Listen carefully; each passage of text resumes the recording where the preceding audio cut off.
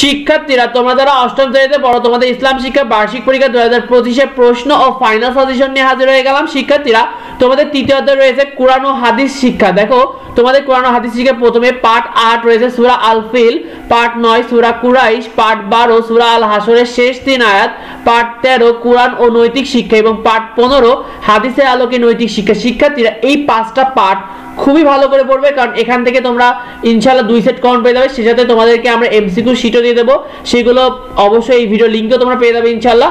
শিক্ষার্থীরা তোমাদের চতুর্থ অধ্যায় রয়েছে আখলাক। আখলাকে পার্ট 1 রয়েছে আখলাকের প্রকার, পার্ট 2 ধৈর্য, পার্ট 6 দেশপ্রেম, পার্ট 8 আখলাকের জামিমা, পার্ট 10 অশ্লীলতা এবং পার্ট 14 ঘুষ। এই 6টা পার্ট চতুর্থ অধ্যায়ের জন্য খুবই গুরুত্বপূর্ণ।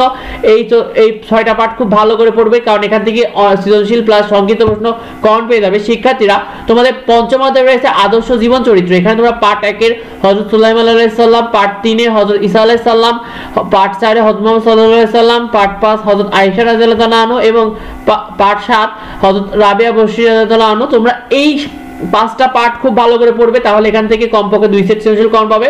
সেটাতে সংক্ষিপ্ত প্রশ্ন তো রয়েছেই।